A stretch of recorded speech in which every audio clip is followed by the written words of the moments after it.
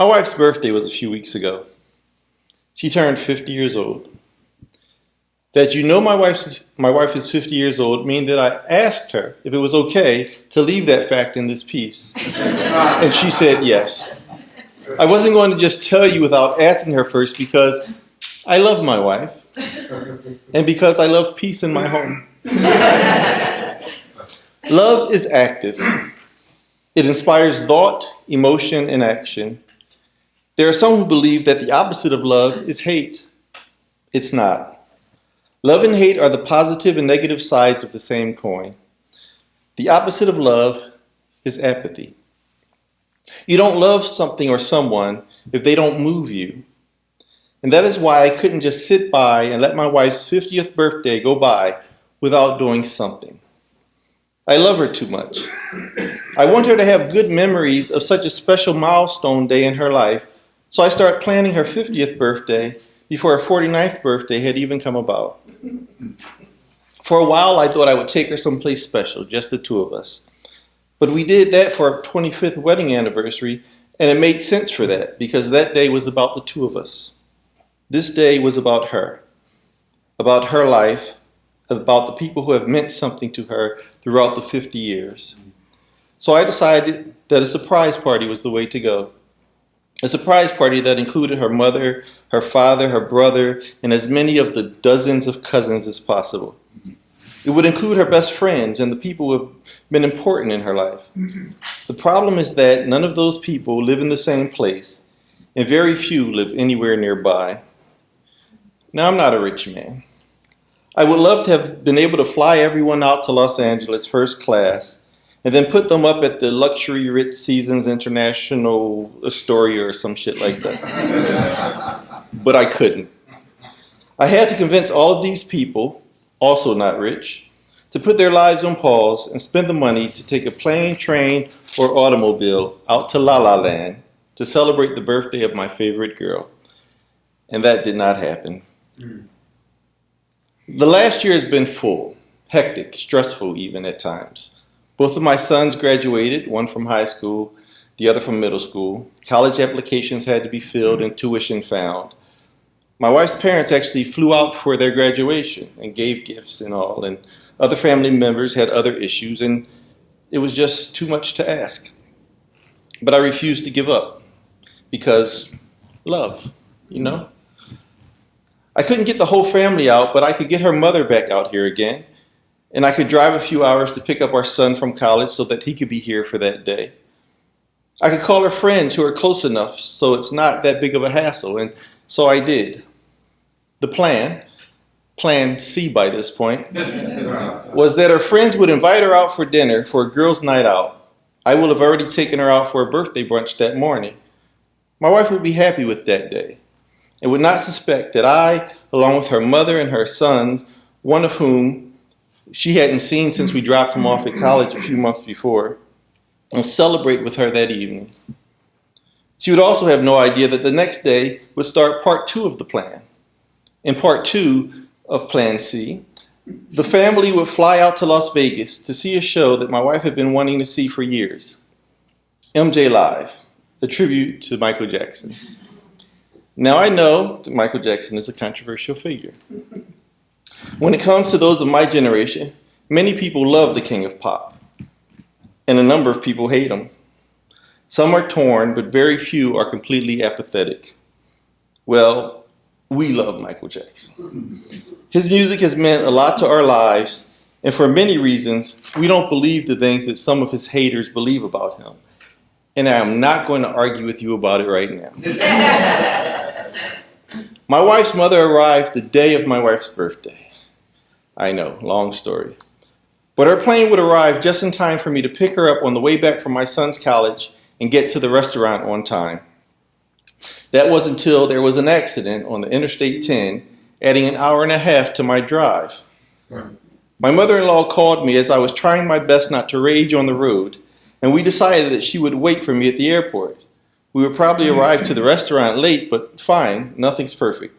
The important thing was that we would all arrive together, so not to spoil the surprise. About 30 minutes later, she called back to tell me that she didn't feel like waiting. And when my wife's mother doesn't feel like waiting for something, she ain't going to wait for it. She took a cab to the restaurant. I asked her if there was a place she could wait outside, and she said no, it was cold, so she would wait inside at the bar. I said, you can't wait inside at the bar, she'll see you. She ain't going to see nobody, she tells me. She won't notice. You don't ever notice people you're not expecting to see. But you're her mother.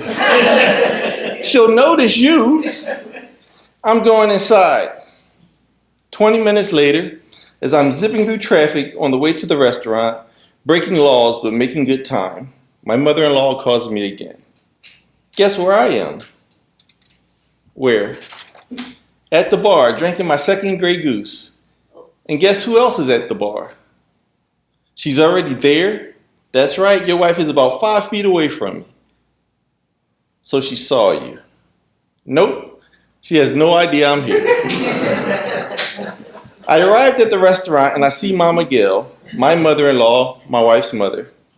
My wife and her friends are still at the bar, and with the help of the wonderful crew at Eddie V's Prime Seafood Restaurant, we are able to sneak to the table, my wife being none the wiser, before she is escorted there with her friends. She doesn't notice us, the people who love her most in the world, until she is right at the table, because she didn't expect to see us there. Mama Gail was right. And the night was good, and so was the trip to Vegas. Well, most of it. Our first few hours in Vegas weren't very pleasant. We took a late flight, and we were all starving. And if you know Vegas, you know that the Strip, the area where you can lose your life savings in a couple of hours and convince yourself that you were that close to hitting it big, that place is open all night. But everything outside of the Strip closes early, so you have to go to the Strip. But we were not in the mood for the Strip, so we searched for a pizza place with late hours, and we found one, well off the Strip, technically outside of Vegas, I think. We ordered the pizza by phone for pickup, and it's a good thing we did. We could feel it as soon as we stepped inside. We weren't welcome there. For those who have felt the feeling before, I don't have to explain. To those who haven't, I can't explain. The woman at the counter, without eye contact and barely splitting her lips, told us that the pizza was in the oven, so we sat to wait.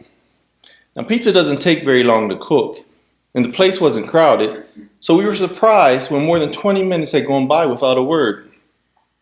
During the wait, I noticed a man, who appeared to be the owner, continually charging by. He was wearing a t-shirt. On the shirt was a picture, a mugshot, of another man. The man in the mugshot is a convicted criminal. He has also been found liable for sexually assaulting a woman. Years ago, he was sued by the federal government for housing discrimination when he and his father refused to rent their apartments to people who looked like me. Since then, he's been accused of countless incidents of sexual assault and bigotry, and at the time we were in Vegas, he was running for president. The shirt that featured the mugshot of that despicable criminal included the words, "I'm going to vote for him anyway." Eventually, too much time had passed, and we asked about our pizza. The woman at the counter told us that the pizza had been ready long ago and was sitting at the counter getting cold. It's a tiny place. That woman and that man walked by us many times. They knew what they were doing. But we didn't let it spoil the rest of the trip.